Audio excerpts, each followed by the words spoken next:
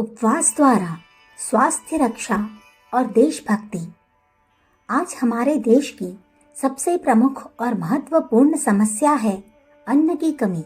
इस कमी को दूर करने के लिए हमारी राष्ट्रीय सरकार को विदेशों से करोड़ों रुपयों का अनाज मंगवाना पड़ता है, जिससे अन्य उपयोगी कार्यों में लगाने के लिए रुपया नहीं बच पाता। अतः यदि कोई ऐसा उपाय निकाला जाए जिससे यह रुपया भी बचे, अनाज की भी आवश्यकता न पड़े और जनता का स्वास्थ्य भी सुधरे, तो अवश्य ही ऐसे उपाय की ओर हमारी सरकार और जनता का ध्यान जाना चाहिए। आज वास्तव में स्वास्थ्य, रोग और शरीर की क्रिया शक्ति के संबंध में भ्रम फैला हुआ है। सबने प्रायः मांसल या थलथल शरीर को ही स्वस्थ शरीर मान लिया है। रोग को हम एक ऐसी भयंकर विभीषिका मान बैठे हैं जिसके चिन्हों को शीघ्र से शीघ्र दवा देने में ही हम ऋण मानते हैं। अतः नई नई दवाइयाँ और इंजेक्शनों से बाजार भरा पड़ा है। शरीर की क्रिया शक्ति को हम भोजन द्वारा प्राप्त शक्ति ही समझ बैठे हैं। परिणाम यह हुआ है कि हम कहने और सोचने लगे हैं, अधिक भोजन तो अधिक काम। परंतु इससे अधिक भयंकर व हानिकर मिथ्या धारणा और दूसरी न होगी। प्राकृतिक चिकित्सा और उपवास के इतिहास से जो व्यक्ति थोड़ा बहुत भी परिचित है, वे जानते हैं कि केवल पानी पीकर पूरे दिन का उपवास करने वाले एक अमेरिकन नागरिक ने उसी बीच में वॉशिंगटन से शिकागो नगर की सैकड़ों मीलों की दूरी को पैदल पार किया, और वो भी मुस्कुराते हुए अत्यंत प्रसन्नता पूर्व मन से। महात्मा गांधी के उन अनेक उपवासों की बात सर्वविदित है, जिनके बाद सदैव उन्हें अपूर्व आत्मशक्ति व क्रिया शक्ति प्राप्त होती रहती थी। यदि भोजन ही क्रिया शक्ति की दाता है, तो हमारे ऋषियों और उनकी परंपरा का अनुसरण करने वाले इस युग के भी अनेक महापुरुषों की अथक क्रियाशीलता और सूक्ष्म सात्विक आहार के बीच सामंजस्य कैसे स्थापित किया जाएगा। केवल आत्मिक शक्ति का चमत्कार कहकर इसे युग युगों से सिद्ध सत्य की इस युक्ताहार विहारस्य युक्त चेष्टस्य कर्मसु के गीतोक्त सिद्धांत की उपेक्षा नहीं की जा सकती। हमें इसको समझना होगा, तभी हमारा शरीर ठीक स्वास्थ्य को और हमारा मन सही चेतना को प्राप्त कर सकेंगे। वास्तव में युक्ताहार क्या है, किसी ने ठीक ही लिखा है। यदि हम उचित ढंग से, उचित मात्रा में उचित वस्तुओं को न खाएं, तो वह खाना स्वयं हमें ही खाने लगता है। वह उचित ढंग क्या है, इसे ही हमें खोजना है। वास्तव में देखा यह गया है कि जैसे ही आहार पेट में पहुंचता है, एक बहुत ही शक्ति का व्यय करने वाली पाचन क्रिया का आरंभ हो जाता है। परिणाम यह होता है कि जो शक्ति अभी तक हमारे अंग प्रत्यंग में परिव्याप्त होकर शरीर का संचालन कर रही थी, वह सिमट सिकुड़कर पाचन क्रिया में लग जाती है। अब प्रश्न केवल यह रह जाता है कि क्या हम शक्ति के उपयोग से केवल यह समझते हैं कि वह पाचन क्रिया में लगे, या यह कि अन्य गंभीर जीवन निर्माणकारी कार्यों में लगे। यदि हम सरलता से पचने वाले, थोड़ी मात्रा में होने पर भी अधिक रसों को देने वाले फल शाकादि को पेट में पहुंचाएंगे और उन्हें भी भूख लगने पर ही समुचित मात्रा में खाएंगे, और ऐसे समय में इनका सेवन करेंगे जब हमारे अंदर एकत्र शक्ति का, प्राण शक्ति को अन्य आवश्यक कार्यों को छोड़कर इनके पचाने के लिए न दौड़े आना पड़े, तभी भोजन अपना ठीक कार्य शरीर में पहुंचकर करेगा, और तभी हम पूर्ण स्वस्थ, प्रसन्न और क्रियाशील रह सकेंगे। जिस अनुपात में हम उक्त नियम से दूर जा पड़ेंगे, उसी अनुपात में हमारा स्वास्थ्य डावाडोल होगा। हमारी सभी प्रसन्नता का स्थान अवसाद, आलस्य और उदासीनता ले लेंगी, और हमारी क्रिया शक्ति क्षीण से क्षीणतर होती जाएगी। यही नहीं, हम उन अनेक रोगों के शिकार बड़ी सरलता से बन जाएंगे जो इस ताक में हमारे चारों ओर दुबके रहते हैं कि कब हम अशक्त हो और कब वे हमें अपने चंगुल में दबोच ले। ऊपर मैंने कहा कब हम अशक्त हो, और यह भी कि भोजन का शक्ति से संबंध है तो यही कि हम भोजन को खाते हैं और भोजन हमारी शक्ति को खाता है। यह संबंध विचित्र हो सकता है, पर सत्य यही है। और यह भी सत्य है कि रोग हमारी शक्ति को खाते हैं। शक्ति के अन्य भोक्ताओं में हमारे दैनिक कार्य भी है। हमारे दफ्तर, हमारे खेत खलियान, हमारे कारखाने सभी हमारी शक्ति की मांग करते हैं। सभी को शक्ति की अत्यंत भूख है।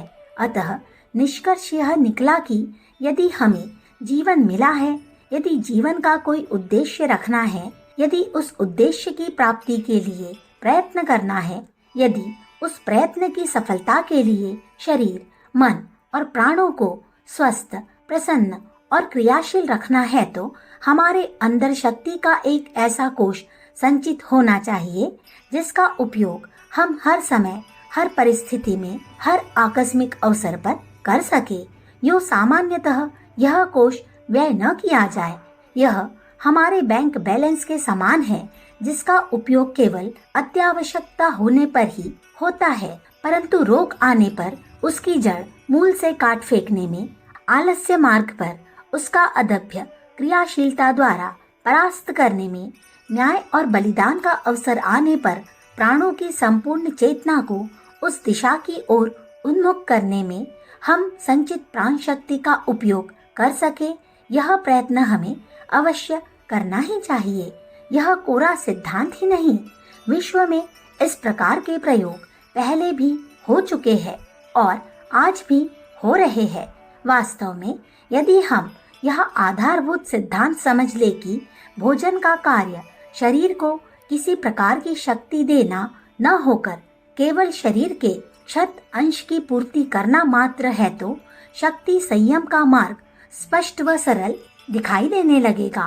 पार्थिव शरीर की चिंता में अत्यधिक व्यस्त हो जाने से हम आत्मिक शक्तियों, चेतनाओं और प्रेरणाओं की ओर देख तक नहीं पाते, पर यदि देख पाए तो हमें मालूम होगा कि शरीर को आज हमने जो महत्व दे रखा है, उसी से हमारा संपूर्ण जीवन और युग भी घोर असमंजस और परेशानियों से घिर रहा है। शरीर को उसका प्राप्य देते हुए जब हम मन और मन से ऊपर, उससे भी परे आत्मा की ओर झांकेंगे, तब हमें ज्ञान होगा कि अखंड शक्ति, अटूट प्राण का स्रोत तो वही है। उसी स्रोत से प्राप्त प्राण, मन और शरीर के स्वस्थ रखने, क्रियाशील बनाने और उन्हें उचित दिशा की ओर ले जाने का कार्य आत्मा कर रहा है। इस प्राण का, इस चेतना का जितना गहरा अनुभव होता जाएगा, आप नई और चमत्कारी शक्तियों के कोष बनते जाएंगे। प्राण शक्ति का यही चमत्कार हम एक शिशु के जीवन में प्रति क्षण देखते हैं। बच्चे का आहार कितना सूक्ष्म और स्वाभाविक है, किंतु उसके जीवन में कितनी निश्चिंतता, कितना उल्लास, कितनी कौतूहल प्रियता, कितनी सहनशीलता होती है। शैशव के समस्त उल्लास, आनंद और निश्चिंतता को प्राप्त करके आप भी शांत, स्वस्थ और सुंदर जीवन व्यतीत कर सकते हैं, यदि आप आज से, इसी क्षण से निश्चय कर ले कि जीवन में महत्व भोजन का नहीं, प्राण शक्ति का है, और प्राण शक्ति का स्रोत भोजन नहीं, आत्म तत्व का चिंतन है। यदि आपने प्राण शक्ति के संचय का महत्व भली भांति समझ लिया, तो उपवास आपके लिए कष्ट और पीड़ा न रहकर जीवन निर्माण का सबसे सस्ता, सरल और शांतिदेय साधन बन जाएगा। और अन्न संग्रह या अन्न बचाओ आंदोलन के आप सबसे अधिक प्रचारक और भक्त बन जाएंगे। उपवास से, चाहे वह वर्ष में 5 दिन का हो या घंटे का, आप न केवल अन्न बचाएंगे, बल्कि उस प्राण शक्ति की भी रक्षा करेंगे जो आपको कहीं बाहर से नहीं लानी, बल्कि जो प्रतिक्षण उपस्थित है, भले ही आपको उसकी उपस्थिति की चेतना न हो।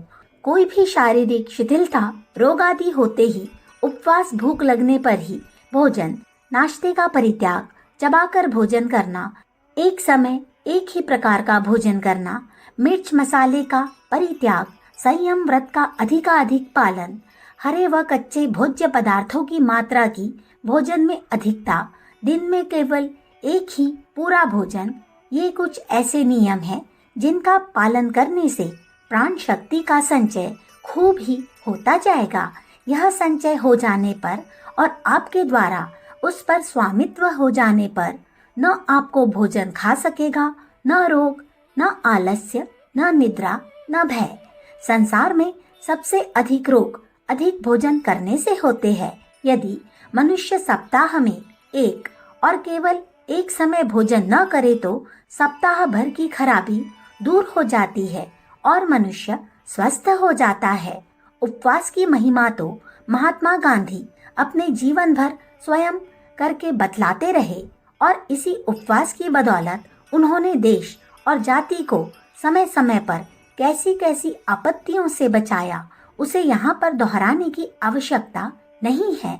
उसी उपवास के शस्त्र को लेकर इस मिली हुई स्वतंत्रता की जड़ को दृढ़ कर दीजिए और अपने देश के इस आर्थिक संकट को हल कीजिए, जिससे आप 1951 के अंत तक भोजन के विषय में आत्मनिर्भर हो जावे। जो करोड़ों रुपया अन्न मंगवाने के लिए बाहर जाता है वह बचेगा और देश के दूसरी उन्नति के कामों में लगेगा। अन्न बर्बाद न करना आदि उद्देश्यों को लेकर हम काम करेंगे तो अपने देश को अन्न और धन से भर देंगे। स्वयं भारतवर्ष का कौन सा ऐसा मनुष्य है जो उपवास की उपयोगिता को नहीं जानता। मुसलमान 30 रोजे धर्म समझकर रखते हैं तो उनका शरीर साल भर के लिए निरोगी हो जाता है। साल भर बाद फिर रोजे का समय आ जाता है। उसी प्रकार करोड़ों हिंदू माताएं सैकड़ों प्रकार के उपवास रखती है और उन्हीं के कारण अनेक रोगों से बची रहती है। आप लोग धार्मिक उपवास चाहे जिस विचार से रखते हो, इन स्वास्थ्य सुधार के उपवासों से निम्नलिखित लाभ होंगे। पहला, बहुत बड़ी आर्थिक सहायता। दूसरा, देश के लोगों के स्वास्थ्य में आश्चर्यजनक परिवर्तन।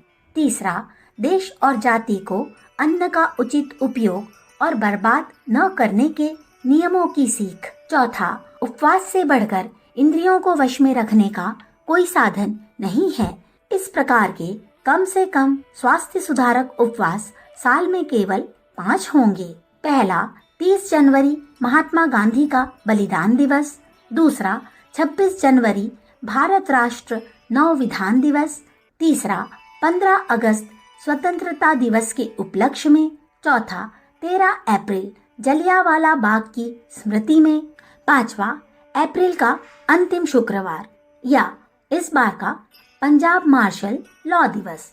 यथार्थ में स्वास्थ्य सुधारक उपवास साल में 52 होंगे, अर्थात प्रत्येक सप्ताह में केवल एक समय का भोजन न करना। भारतवर्ष की जनसंख्या 40 करोड़ थी। पाकिस्तान बन जाने के कारण अब वह 35 करोड़ रह गई है।